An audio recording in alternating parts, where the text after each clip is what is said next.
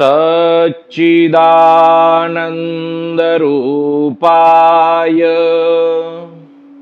विश्वोत्पत्त्यादिहेतवे तापत्रय विनाशाय श्रीकृष्णाय वयं नुमः। सूर्य मंडल स्थित मेरे परम आराध्य, मेरे परम गुरु भगवान श्री सूर्य नारायण, उनकी वंदना, उनका ध्यान, उनका स्मरण करते हुए अज्ञानतिमिरान्धस्य ज्ञानाञ्जनशलाकया चक्षुरुन्मीलितं येन तस्मै श्रीगुरवे नमः।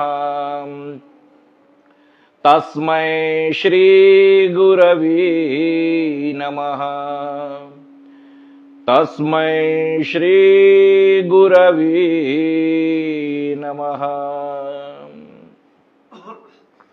जन्माद्यस्य यतोऽन्वयादितरत शार्थेष्वभिघ्नस्वराट् तेने ब्रह्महृदाय आदिकवये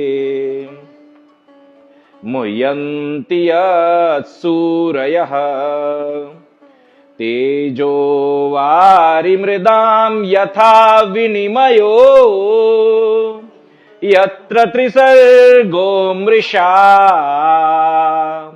धाम्ना स्वेन सदा निरस्तकुहकम् सत्यं परं धीमहि।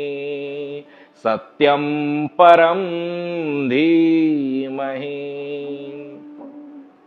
धर्मः प्रोच्चितकैतवोऽत्र परमो निर्मत्सराणां सताम् वेद्यं वास्तवमत्र वस्तु शिवदम् तापत्रयोन्मूलनम्।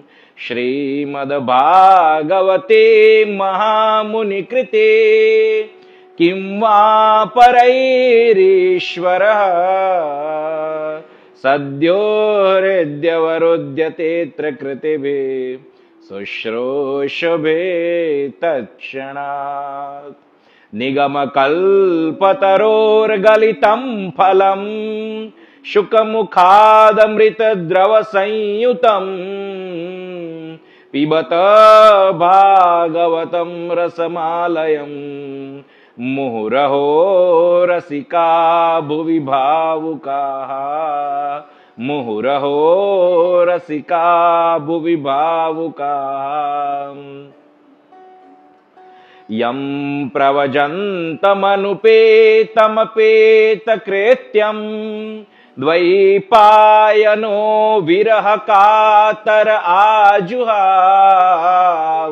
पुत्रेति तन्मयतया तरवोऽभिनेदुं स्तं सर्वभूतहृदयं मुनिमानतोऽस्मि।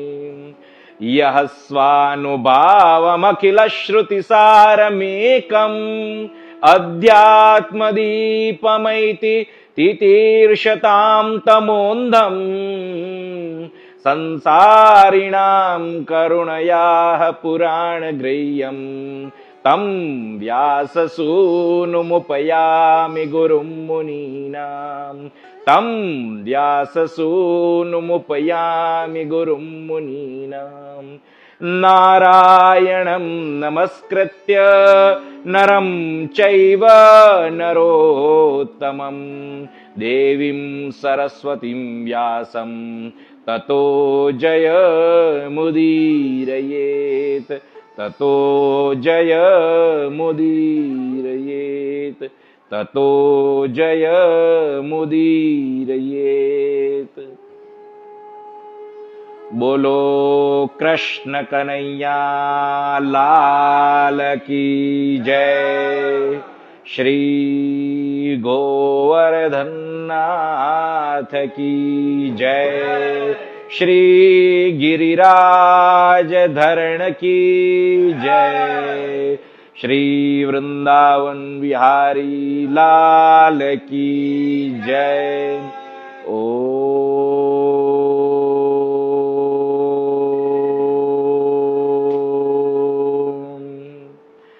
नमः पार्वती पतये हर हर महादेव हर।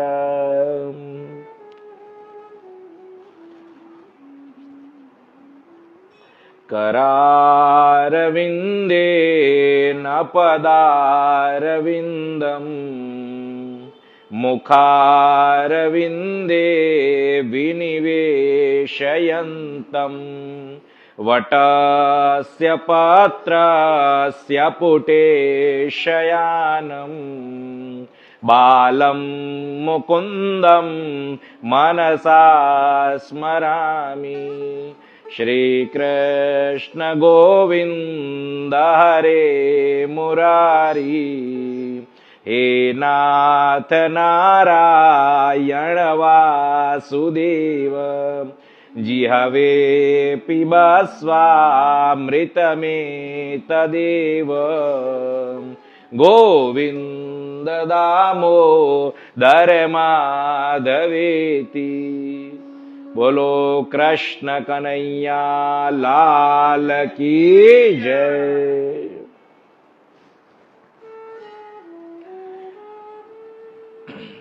नारायण हरि नारायण नारायण। तो आज से हम भगवान श्री कृष्ण मुकुंद माधव विठल गोविंद मधुसूदन और उनका जो सबसे प्रिय सखा में से एक जो सुदामा है, वो भक्त सुदामा और कृष्ण उनके जो मिलन के विषय में आज से सत्संग प्रारंभ करेंगे। तो अब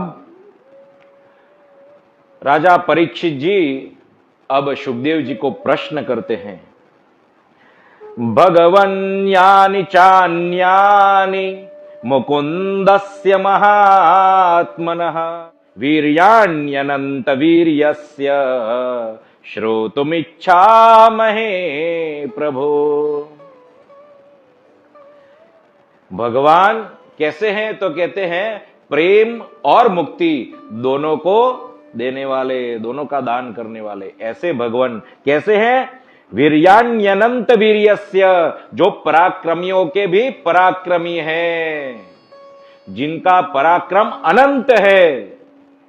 ऐसे भगवान जिनकी लीलाएं माधुर्य और ऐश्वर्य से भरी हुई है, ऐसे भगवान। तो कहते हैं अब उनका जो ये यशोगान है, उनकी जो ये लीला है, उनका वर्णन कीजिए आप।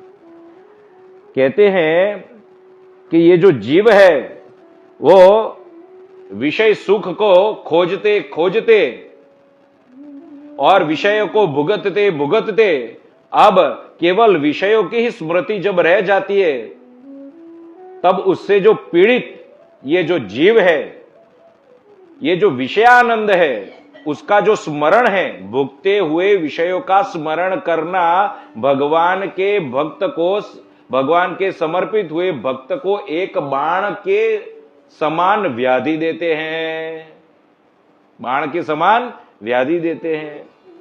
तो ऐसी स्थिति में यदि कथा चल रही हो, आप कथा सुना रहे हो, तो ऐसा कौन सा भक्त होगा जो भगवान के कथा को छोड़कर अन्य कहीं पे मन लगाएगा। और फिर कहते हैं सावाज्ञयातस्य गुणान् गृणीते करौ च तत्कर्म करौ मनश्च कहते हैं जो वाणी भगवान के गुणों का गान करे वही सच्ची वाणी है। जो हस्त भगवान की सेवा में विनियोग हो वही हस्त वही हाथ सच्चे हाथ हैं। स्मरेद् वसंतम स्थिर जंगमेषु शृणोति तत्पुण्य कथा सकर्णः। वही मन सच्चा मन है जो स्थावर जंगम में निवास करने वाले ऐसे परम पिता परमात्मा भगवान श्री कृष्ण चंद्र का स्मरण करे। और वही कर्ण सच्चे कर्ण है जो भगवान के यशोगान का गुणगान का नित्य श्रवण करे। शिरस्युतस्यो भयलिंगमानमे तदेव यत्पश्यति तद्विचक्षु। सर्वत्र निवास करने वाले ऐसे भगवान को जो सिर झुकता है, दंडवत प्रणाम करता है, वही मस्तिष्क सत्य है और वही चक्षु सत्य है, वही नेत्र सत्य है, वही आंखें सत्य है जो सर्वत्र भगवान के विग्रह का दर्शन करे। अंगानि विष्णोरथ तज्जनानां पादोदकं यानि भजन्ति नित्यम्। कहते हैं भगवान के चरणोदक का सेवन करने वाला अंग ही सच्चा अंग माना गया है। चरणोदक की इतनी महिमा बताई है और हम आगे भी चरणोदक का वर्णन करेंगे कि चरणोदक की महिमा कितनी है। तो कहने का तात्पर्य उसी मनुष्य का जीवन सफल है जिसने अपने किसी कोई एक अंग से या तो फिर सर्वत्र सब अंग से भगवान की सेवा स्मरण कीर्तन सत्संग किया हो। अन्यथा तो ये जो जीवन है वो पशुवत है। अब यही परीक्षित जी ने जब ये श्लोकों का गान किया, ये पृच्छा की, ये प्रश्न पूछा लीला के विषय में कि लीला श्रवण कराओ, ये ऐसे विनती की, उनको सुनते ही सुखदेव जी राजा परीक्षित के इस प्रश्नों पर सुखदेव जी का मन भगवान में चला गया संपूर्ण रूप से और फिर से वो लीला में तन्मय हो गए। और फिर यहां पे सुखदेव जी कहते हैं परीक्षित, एक नगरी में एक ब्राह्मण रहता था। ये जो ब्राह्मण था वो कैसा था? विरक्त इंद्रियार्थेषु, विरक्त था, इंद्रियों से विषय भोगों से विरक्त था। प्रशांतात्मा जितेंद्रिय, शांत, संपूर्ण रूप से शांत चित्त, उनकी मन भटकता रहता नहीं था। और जितेंद्रिय, इंद्रियों को जिसने जीता हुआ था, संयमी, संयमी ऐसा ब्राह्मण। और कैसा था? तो कहते हैं वो गृहस्थ होने पर भी किसी भी प्रकार के संग्रह में जुटा हुआ नहीं था, संग्रह नहीं करता था। वो कल की चिंता नहीं करता था। प्रारब्ध के अनुसार जो भोग प्राप्त हुए वही वो करते थे और इसके कारण उनके पास पर्याप्त धन, पर्याप्त अन्न भी नहीं था। और जैसी उनकी दशा थी वैसे ही उनके परिवारजनों की थी। परिवारजनों में उनकी पत्नी और पुत्र, वो भी फटे हुए कपड़े पहनते थे, दुर्बल शरीर था, नसें दिखती थी। और वही की वही स्थिति उनकी पत्नी की भी थी और उनकी पुत्रों को भी थी।